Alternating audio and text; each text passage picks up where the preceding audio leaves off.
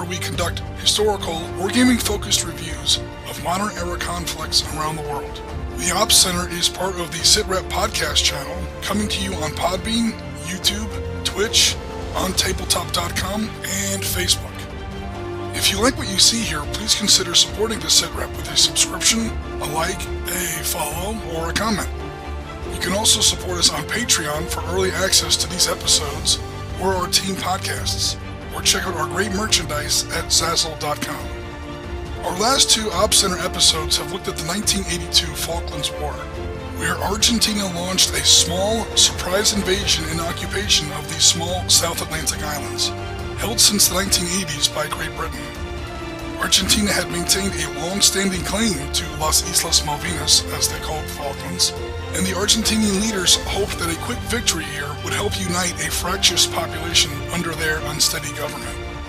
Well, Great Britain took serious issue with Argentina's move, and by the beginning of May 1982, Great Britain had a sizable naval force carrying thousands of Marines, paras, and army troops, intent on retaking this remote British possession. As we saw in Part 2, a great part of this conflict would be fought in the air, starting with the epic Black Buck missions carried out by Vulcan bombers based off Ascension Island. Fierce dogfights would follow between Argentinian fighters and British Harrier jump jets, along with dangerous strike missions carried out by both sides against a wide array of ground targets and naval shipping. Speaking of naval shipping, this brings us right to the focus of today's episode. To be honest, reviewing the naval operations aspect of the Falklands conflict was really my main reason for wanting to cover the Falklands War so intensely.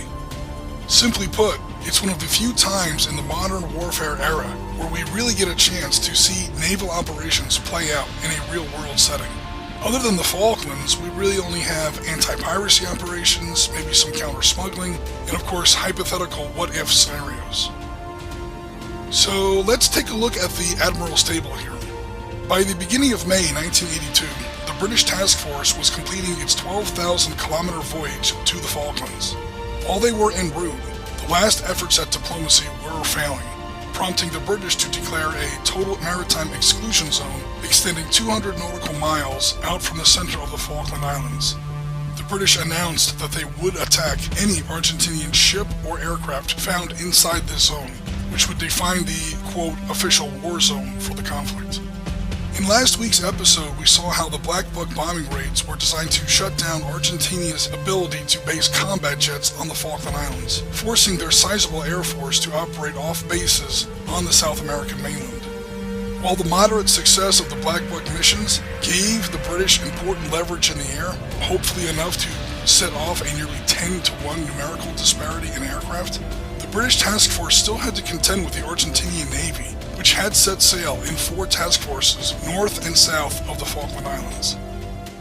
The Argentinian Navy of 1982 was surprisingly large, and a threat which the British task force commander, Rear Admiral Sir John Sandy Woodward, took very seriously. The biggest ship was the aircraft carrier 25 de Mayo, or 25th of May, named for Argentina's Day of Independence. Ironically, she was originally a British warship, the HMS Venerable, operated for a time by the Dutch Navy before being sold to Argentina. Modernized, she now carried the American-made A-4Q Skyhawk fighter, S-2 Tracker airborne early warning aircraft, and other types. This definitely represented not only the sharpest teeth, but the keenest eyes of the Argentinian fleet. Heading the southern Argentinian task force was the light cruiser General Belgrano, originally an American World War II Brooklyn-class cruiser. Belgrano now carried enhanced air search radar, along with her original complement of 6-inch guns. Although definitely an older ship, Belgrano still posed a serious threat, especially if she got anywhere near British troop transports with those heavy guns. The Argentinian fleet also had a line of destroyers. 2 of these were actually quite modern, Type 42 class destroyers, ironically built on the exact same blueprints as 3 of the British Type 42 destroyers now sailing against them. One of these Argentinian ships, the Hercules, had even been built in Great Britain, her berth directly next to her sister ship, the HMS Sheffield. After an accidental explosion on the Sheffield had delayed construction, the Hercules actually donated parts and materials to get Sheffield's construction back on schedule. Now those two sister ships would meet again, this time on opposite sides of the Falklands War. The rest of the Argentinian Navy was made up of older American World War II destroyers of the Sumner and Gearing classes, along with French-built corvettes and a range of smaller vessels. In all, over a dozen warships had put to sea, and while they weren't quite as modern as most of the British warships, they were operating much closer to their home bases and enjoyed more substantial air cover. One big edge that the British had was their submarine force, an advantage they definitely used to get an initial advantage on the Argentinians as their task force drew near the Falklands. Two nuclear-powered attack submarines, HMS Splendid and Conqueror, were tasked with hunting down the two largest Argentinian warships, respectively the carrier Viento de Mayo and the cruiser Belgrano. While Splendid never found the Argentinian carrier, HMS Conqueror found the Belgrano on April 30th, 1982, the day before the opening bombing raids on Port Stanley. For 2 days, Conqueror trailed the Belgrano and her escorting destroyers. Belgrano was staying out of the exclusion zone and was in fact withdrawing, since Viento de Mayo was not yet in position to attack the British fleet.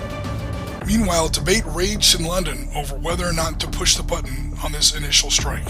Finally, the decision was made, and on May 2nd, 1982, Conqueror struck. With this attack, HMS Conqueror actually became the first nuclear submarine in history to fire in anger, slinging out 3 old, unguided Mark 8 torpedoes at the Belgrano. 2 of these torpedoes struck the cruiser on her port side, and she sank with 368 of her officers and men. The sinking of the Belgrano was a bone-numbing shock to the Argentinian government, people, and navy. Although combat had in fact already occurred on the Falklands and South Georgia Island, these small actions had really hurt or killed very few people. Even now, emissaries in Peru were still striving for some sort of a peaceful settlement, but the Belgrano sinking ended all such illusions. This was now a war. Not only had 368 Argentinians been killed, but the Argentinians were outraged that the ship had been struck outside of the declared exclusion zone, and while the ship was in fact withdrawing. For decades, there were even legal suits demanding that the British be held responsible for some kind of war crime, or that restitution be paid by the British government to the families of those killed aboard the Belgrano. The British, for their part, always regarded the sinking of the Belgrano as a legitimate act of war. Let's face it, guys, the Belgrano was, quote, withdrawing and staying just outside the exclusion zone, clearly as a maneuver in order to coordinate into a north-south pincer attack with the Viento de Mayo against the British fleet. It was also not clear at the time whether the Belgrano or her escorts had been retrofitted with the deadly Exocet anti-ship cruise missile. It turns out they were not, but British intelligence didn't really know that for sure at the time. And with 15 6-inch guns, Belgrano represented at least 2/3 of the raw gunnery of the Argentinian Navy, and outgunned the entire surface British task force by herself. If she got within 15 miles of even one British troop ship, the consequences would have been disastrous. One thing that is beyond dispute is the effect that the Belgrano sinking had on the disposition of the Argentinian fleet. Simply put, the entire Navy withdrew to port. For all their firepower, one area in which almost all Argentinian ships were sorely lacking was the ability to launch helicopters, specifically anti-submarine warfare or ASW helicopters. Whether using dropped sonobuoys, dipped sonar arrays, or launching aerial guided anti-submarine torpedoes, a fleet's helicopters are the absolutely crucial tool that is vital to survivability against the threat of enemy subs. So since the Argentinians had no real operational capability to find and track British submarines, or the tactical ability to actually attack them effectively, and strategically didn't even know how many submarines the British did or didn't have in the combat area, holding their fleet back to port might have been the best move. If nothing else, no more Argentinian warships would be lost in this conflict. The British, on the other hand, would not be so lucky. Despite the early successes of the Belgrano sinking and the absence of the Argentinian surface fleet, the Argentinian Air Force and Fleet Air Arm would have plenty to say on this matter in the days and weeks to come. Meanwhile, Woodward's task force set about its next mission. This was to gain and maintain air superiority over the Falklands to facilitate and support the landing of troops. Initially, 3rd Commando Brigade, that's comprised of 40, 42, and 45th Royal Marine Commandos, and 2nd and 3rd Battalions of the Parachute Regiment, together with Special Forces of the Special Air Service and the Special Boat Service. To carry out this task, the task force had 2 aircraft carriers, HMS Hermes and HMS Invincible, screened by a force of Type 42, Type 82, and County-class destroyers. These were supplemented by frigates of the Type 21, Type 22, Leander, and Rothesay classes. In all, we're looking at about 20 warships, with more coming down to support in the later stages of the conflict. On paper, the British fleet far outclasses the Argentinians, both in numbers and in the more modern quality of their ships. But 2 equalizing factors really need to be borne in mind here. Number 1, the British have to put a landing force ashore, eventually comprising some 7,000 men, then support and supply and protect that force through weeks of coming direct combat. Number 2, the Argentinians have a gigantic numerical edge in the air. Granted, many of the Argentinian planes are older models, but many others are not. We should also remember that many ships in the British fleet were hardly spring chickens themselves. Wartime photos of the flagship HMS Hermes shows this grand old lady covered in rust. Remember that she was being considered for scrap when the Falklands crisis arose. Probably the most modern warships in the British fleet were their 3 Type 42 class destroyers, initially the Sheffield, the Coventry, and the Glasgow, later joined by the Cardiff and the Exeter. But even these Type 42s were really only anti-aircraft ships, and these things would be shown to suffer from their own range of weaknesses. Spoiler alert, out of those 3 initial British Type 42s deployed, 2 of them would never see England again. With the Argentinian Air Force unable to base jets directly on the Falklands in the wake of the Black Buck raids, and the Argentinian fleet withdrawing from the combat area, the next mission was to launch 9 Sea Harriers off of HMS Hermes to bomb Port Stanley Airport again. Remember, Black Buck 1 had only hit that airfield with a single bomb, and the last thing the British needed was for that airbase to become operational again. This Harrier raid was the first carrier strike of the war, and despite Argentinian anti-aircraft defenses, the Harriers hit their target mostly with 500-pound bombs and cluster munitions, and then all safely returned to the carrier. This was followed up by the County-class destroyer Glamorgan and Type 21 frigates Arrow and Alacrity, closing to gun range on Port Stanley and shelling the airfield to make sure to keep it out of commission. The Argentinians responded with airstrikes launched against these ships in waves, eventually totaling 40 aircraft. Combat air patrols, or CAPs, of Sea Harriers based off of the carriers engaged these incoming Argentinian bombing missions, protecting the British surface ships. And we've been recreating some of these engagements with Air War C-21, which includes scenarios for these battles, with the British player usually losing the scenario if heavy damage is inflicted on even a single British warship. The British aircraft are heavily outnumbered in these games, but this is balanced by the fact that most of the Argentinian aircraft are actually only carrying bombs instead of missiles, and half the Argentinian bombs will not explode when they hit their target. We'll cover that later. And the Argentinians are operating at the very limit of their fuel. Other British warships weren't so lucky. Neptune search planes of the Argentinian Navy soon located HMS Sheffield, and a strike was launched of Navy Super Étendard bombers armed with the deadly French-made AS-39 Exocet anti-ship missile. With a range of 80 to 100 nautical miles, depending on the variant and the launch platform, these missiles were extremely dangerous. Fortunately, the French had cut off shipment and support to Argentina when the Falklands crisis arose, so the entire Argentinian national arsenal only had about 5 of these weapons. But for HMS Sheffield, 1 was enough. and the missile didn't even explode. Striking on the Sheffield's starboard side, the missile's unspent fuel sprayed everywhere, and with large amounts of plastic and aluminum in her superstructure, the Sheffield was soon a burnt-out shell. She would sink about 10 days later, the first British warship lost in action since 1945. For naval operations in the Falklands, we've been using the Naval Command System by Rory Crabb. The game system itself, it isn't too bad.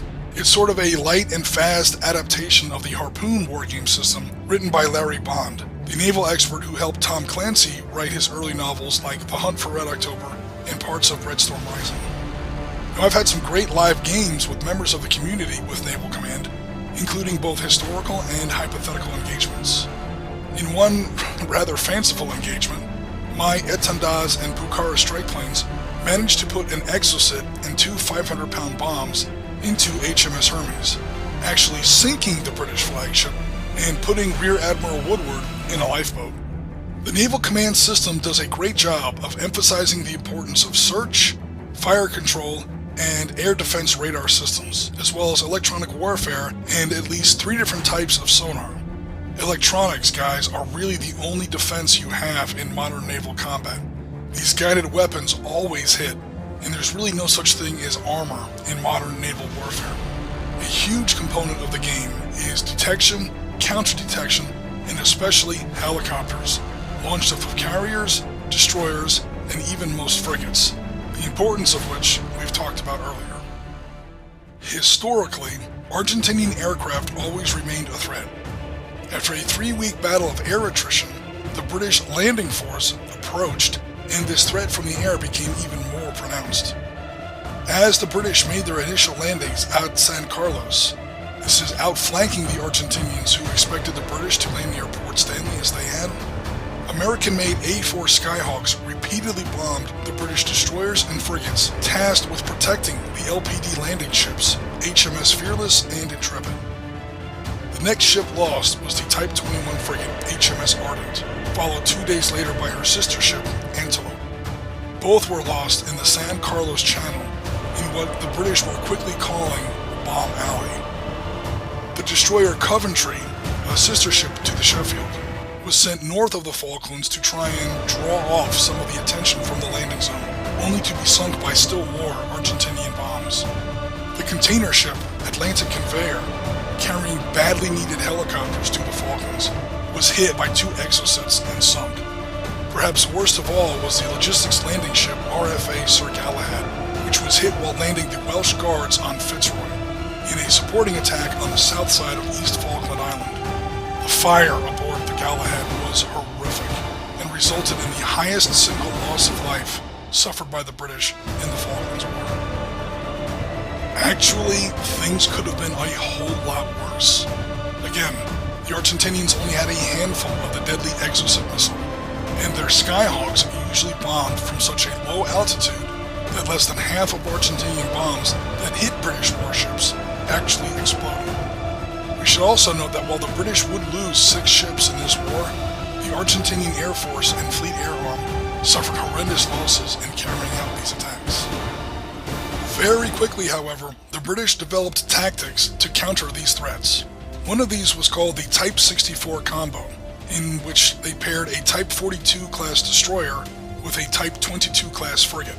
In this configuration, the Type 42's longer-ranged Sea Dart missile system and the Type 22's shorter-ranged Sea Wolf missile system could provide a single, coordinated, multi-layered air defense system that no Argentinian missile and very few of their planes could ever get through. Despite these heavy shipping losses, the British task force, of course, succeeded in its mission. Multiple landings were soon achieved at various points on the Falklands, and these landings had air cover, supplies, follow-up reinforcements, and fire support. If nothing else, the Falklands proved that, while this was no Trafalgar or Jutland, the Royal Navy was still a force to be reckoned with on the global ocean. The British experience in the Falklands was a major wake-up call to the navies all around the world in the 1980s. The Americans in particular took very sobering note of what they saw, especially with the Exocet missile and HMS Sheffield. Warships in the American Navy were up-armored in the 1980s. Also, the old Iowa-class battleships were modernized and brought back into service, and the Phalanx point defense system was developed to counter the cruise missile threat. A lot of these developments came out of the 1982 Falklands War, and when the American frigate USS Stark was hit by not one, but two Iraqi Exocet missiles in 1987, that ship would survive. And that, my friends, is a very fast, high-level summary of naval operations in the Falklands War. If you'd like to have a go at it yourself, contact me at ontabletop.com and we can set up an online game of Naval Command. We can see if you can mangle history as badly as I did. I still feel like I owe LSR 2590 an apology for that game. Come back next time for our last episode covering the Falkland Islands, where we take a look at the ground operations of the Falklands War through May and June 1982. We'll be looking at Special Forces raids launched by the Special Air Service and Special Boat Service, the landings at San Carlos, and the epic battle at Darwin and Goose Green. This is followed up by landings at Fitzroy, where we see the Scots and the Welsh Guards enter the war as well. Air and naval operations are all well and good, folks, but sooner or later, war is ultimately decided by a man with a rifle with his boots on the ground. So that's going to wrap us up for today, everyone. Once again, please consider supporting the SITREP channel with a like, comment, follow, Patreon donation, or just checking out our great merchandise at Zazzle.com. For now, this is Oriskany, and as always, Tango Mike for listening.